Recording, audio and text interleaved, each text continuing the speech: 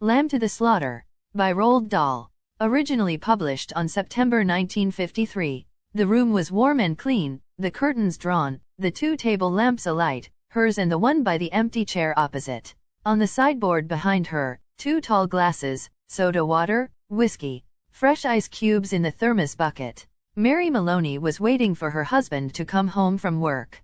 Now and again she would glance up at the clock, but without anxiety, merely to please herself with the thought that each minute gone by made it nearer the time when he would come. There was a slow smiling air about her, and about everything she did.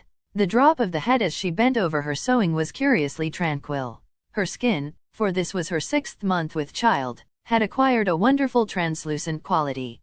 The mouth was soft, and the eyes, with their new placid look, seemed larger, darker than before. When the clock said 10 minutes to 5, she began to listen, and a few moments later, punctually as always, she heard the tires on the gravel outside, and the car door slamming, the footsteps passing the window, the key turning in the lock.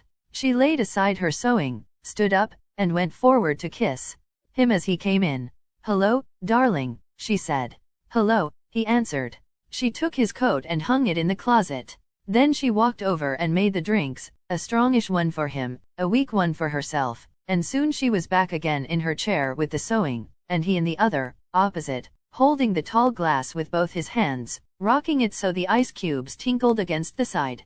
For her, this was always a blissful time of day. She knew he didn't want to speak much until the first drink was finished, and she, on her side, was content to sit quietly, enjoying his company after the long hours alone in the house. She loved to luxuriate in the presence of this man, and to feel, almost as a sunbather feels the sun, that warm male glow that came out of him to her when they were alone together. She loved him for the way he sat loosely in a chair, for the way he came in a door, or moved slowly across the room with long strides. She loved the intent, far look in his eyes when they rested on her, the funny shape of the mouth, and especially the way he remained silent about his tiredness, sitting still with himself until the whiskey had taken some of it away.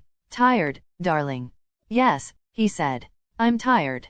And as he spoke, he did an unusual thing. He lifted his glass and drained it in one swallow, although there was still half of it, at least half of it, left. She wasn't really watching him, but she knew what he had done because she heard the ice cubes falling back against the bottom of the empty glass when he lowered his arm. He paused a moment, leaning forward in the chair, then he got up and went slowly over to fetch himself another. "I'll get it," she cried, jumping up. "Sit down," he said. When he came back, she noticed that the new drink was dark amber with the quantity of whiskey in it. "Darling, shall I get your slippers?" No, she watched him as he began to sip the dark yellow drink, and she could see little oily swirls in the liquid because it was so strong. "I think it's a shame," she said, "that when a policeman gets to be as senior as you, they keep him walking about on his feet all day long." He didn't answer, so she bent her head again and went on with her sewing, but each time he lifted the drink to his lips, she heard the ice cubes clinking against the side of the glass. "Darling," she said, "would you like me to get you some cheese? I haven't made any supper because it's Thursday." "No," he said. "If you're too tired to eat out," she went on, "it's still not too late. There's plenty of meat and stuff in the freezer, and you can have it right here and not even move out of the chair." Her eyes waited on him for an answer, a smile, a little nod, but he made no sign. "Anyway," she went on, "I'll get you some cheese and crackers first." "I don't want it," he said. She moved uneasily in her chair, the large eyes still watching his face. "But you must have supper." "I can easily do it here." "I'd like to do it." "We can have lamb chops. Or pork. Anything you want. Everything's in the freezer." "Forget it," he said. "But, darling, you must eat." "I'll fix it anyway, and then you can have it or not, as you like." She stood up and placed her sewing on the table by the lamp. "Sit down," he said. "Just for a minute, sit down." It wasn't till then that she began to get frightened. "Go on," he said. "Sit down." She lowered herself back slowly into the chair, watching him all the time with those large, bewildered eyes. He had finished the second drink and was staring down into the glass, frowning. "Listen," he said, "I've got something to tell you." "What is it, darling? What's the matter?" He had become absolutely motionless, and he kept his head down so that the light from the lamp beside him fell across the upper part of his face, leaving the chin and mouth in shadow. She noticed there was a little muscle moving near the corner of his left eye. "This is going to be a bit of a shock to you, I'm afraid," he said.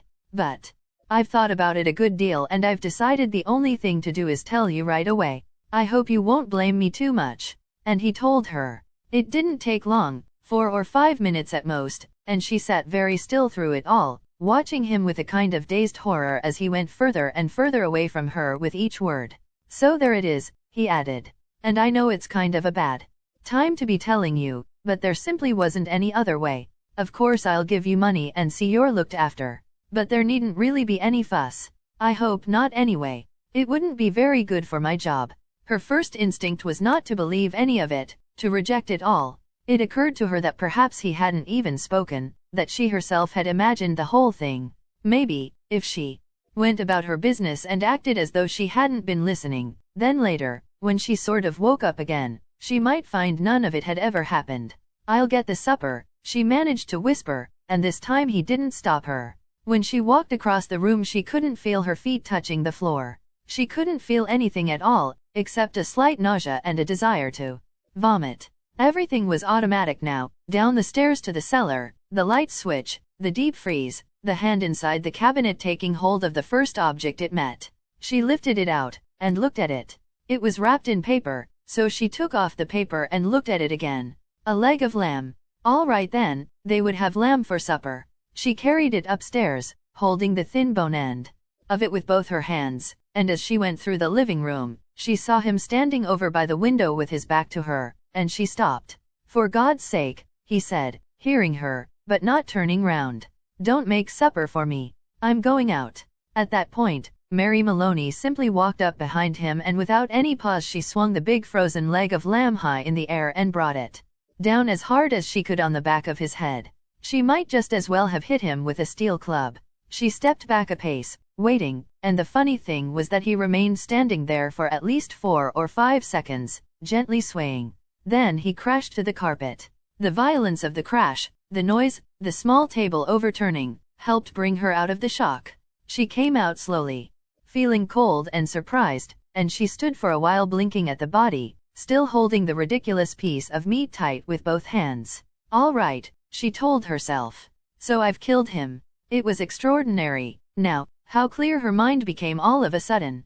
She began thinking very fast. As the wife of a detective, she knew quite well what the penalty would be. That was fine. It made no difference to her. In fact, it would be a relief. On the other hand, what about the child? What were the laws about murderers with unborn children? Did they kill them both, mother and child? Or did they wait until the 10th month? What did they do? Mary Maloney didn't know, and she certainly wasn't prepared to take a chance. She carried the meat into the kitchen, placed it in a pan, turned the oven on high, and shoved it inside. Then she washed her hands and ran upstairs to the bedroom. She sat down before the mirror, tidied her face, touched up her lips and face. She tried a smile. It came out rather peculiar. She tried again. "Hello Sam," she said brightly, aloud. The voice sounded peculiar too. "I want some potatoes please, Sam." "Yes, and I think a can of peas." That was better. Both the smile and the voice were coming out better now. She rehearsed it several times more. Then she ran downstairs, took her coat, went out the back door, down the garden, into the street. It wasn't 6 o'clock yet and the lights were still on in the grocery shop. "Hello Sam," she said brightly, smiling at the man behind the counter. "Why, good evening, Mrs. Maloney. How are you? I want some potatoes please, Sam." "Yes, and I think a can of peas." The man turned and reached up behind him on the shelf for the peas. "Patrick's decided he's tired and doesn't want to eat out tonight," she told him. "We usually go out Thursdays, you know, and now he's caught me without any vegetables in the house." "Then how about meat, Mrs. Maloney?" "No, I've got meat, thanks. I got a nice leg of lamb, from the freezer." "Oh, I don't much like cooking it frozen, Sam, but I'm taking a chance on it this time." "You think it'll be all right?" "Personally," the grocer said, "I don't believe it makes any difference." "You want these Idaho potatoes?" "Oh yes, that'll be fine. 2 of those? Anything else?" The grocer cocked his head on one side, looking at her pleasantly. "How about afterwards?" "What you going to give him for afterwards?" "Well, what would you suggest, Sam?" The man glanced around his shop. How about a nice big slice of cheesecake? I know he likes that. Perfect, she said. He loves it. And when it was all wrapped and she had paid, she put on her brightest smile and said, "Thank you, Sam. Good night." "Good night, Mrs. Maloney." "And thank you." And now, she told herself as she hurried back, all she was doing. Now, she was returning home to her husband and he was waiting for his supper, and she must cook it good, and make it as tasty as possible because the poor man was tired, and if, when she entered the house, she happened to find anything unusual, or tragic, or terrible, then naturally it would be a shock and she'd become frantic with grief and horror. Mind you, she wasn't expecting to find anything. She was just going home with the vegetables. Mrs. Patrick Maloney going home with the vegetables on Thursday evening to cook supper for her husband. That's the way, she told herself. Do everything right and natural. Keep things absolutely natural and there'll be no need for any acting at all. Therefore, when she entered the kitchen by the back door, she was humming a little tune to herself and smiling. "Patrick," she called. "How are you, darling?" She put the parcel down on the table and went through into the living room, and when she saw him lying there on the floor with his legs doubled up and one arm twisted back underneath his body, it really was rather a shock. All the old love and longing for him welled up inside her, and she ran over to him, knelt down beside him, and began to cry her heart out. It was easy. No acting was necessary. A few minutes later she got up and went to the phone. She knew the number of the police station, and when the man at the other end answered, she cried to him, "Quick! Come quick! Patrick's dead." "Who's speaking?" "Mrs. Maloney." "Mrs. Patrick Maloney. You mean Patrick Maloney's dead?" "I think so," she sobbed. "He's lying on the floor and I think he's dead." "Be right over," the man said. The car came very quickly, and when she opened the front door, 2 policemen walked in. She knew them both. She knew nearly all the men at that precinct, and she fell right into Jack Noonan's arms, weeping hysterically. He put her gently into a chair, then went over to join the other one, who was called O'Malley, kneeling by the body. "Is he dead?" she cried. "I'm afraid he is." "What happened?" Briefly, she told her story about going out to the grocer and coming back to find him on the floor. While she was talking, crying and talking, Noonan discovered a small patch of congealed blood on the dead man's head. He showed it to O'Malley, who got up at once and hurried to the phone. Soon, other men began to come into the house. First a doctor, then 2 detectives, one of whom she knew by name. Later, a police photographer arrived and took pictures, and a man who knew about fingerprints. There was a great deal of whispering and muttering beside the corpse, and the detectives kept asking her a lot of questions.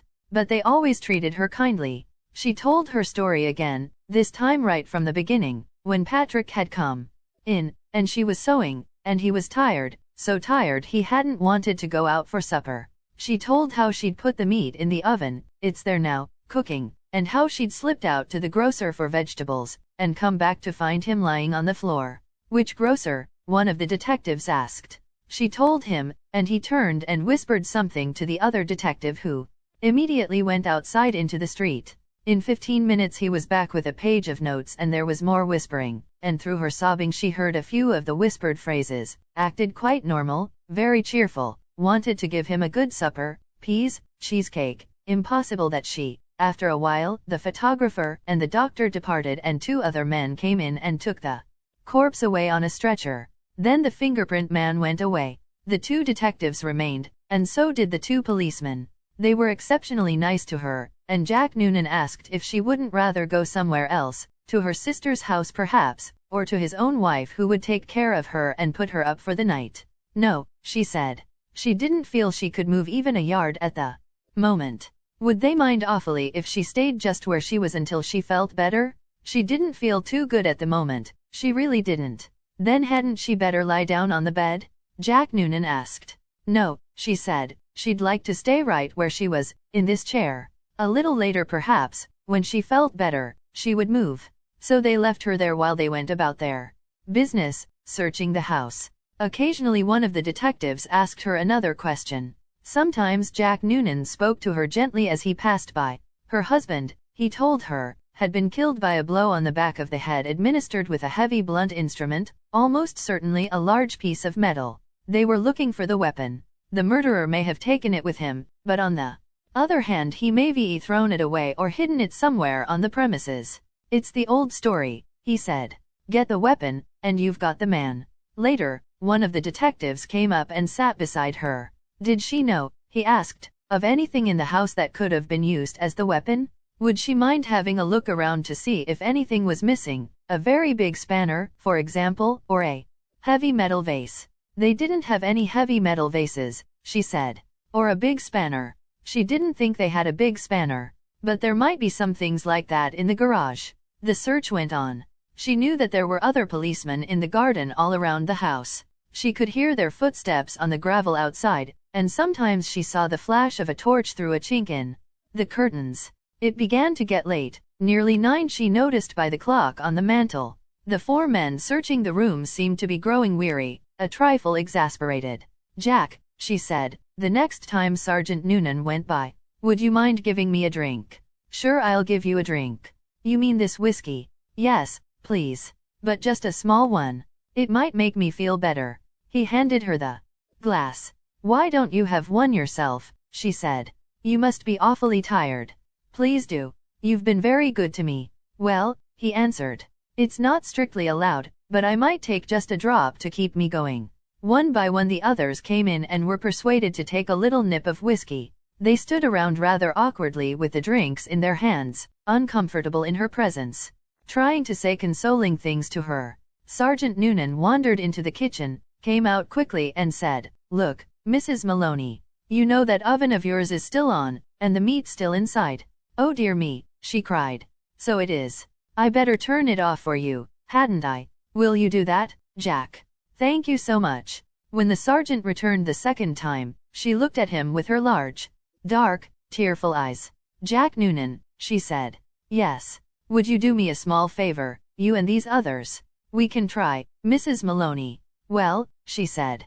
Here you all are, and good friends of dear Patrick's too, and helping to catch the man who killed him. You must be terribly hungry by now because it's long past your supper time, and I know Patrick would never forgive me, God bless his soul, if I allowed you to remain in his house without offering you decent hospitality. Why don't you eat up that lamb that's in the oven? It'll be cooked just right by now. Wouldn't dream of it, Sergeant Noonan said. Please, she begged. Please eat it. Personally I couldn't touch a thing, certainly not what's been in the house when he was here. But it's all right for you. It'd be a favor to me if you'd eat it up. Then you can go on with your work again afterwards. There was a good deal of hesitating among the 4 policemen, but they were clearly hungry, and in the end they were persuaded to go into the kitchen and help themselves. The woman stayed where she was, listening to them through the open door, and she could hear them speaking among themselves, their voices thick and sloppy, because their mouths were full of meat. Have some more, Charlie? No, better not finish it. She wants us to finish it. She said so. Be doing her a favor. Okay then. Give me some more. That's the hell of a big club the guy must have used to hit poor Patrick, one of them was saying. The doc says his skull was smashed all to pieces just like from a sledgehammer. That's why it ought to be easy to find. Exactly what I say. Whoever done it, they're not going to be carrying a thing like that around with them longer than they need. One of them belched. Personally, I think it's right here on the premises.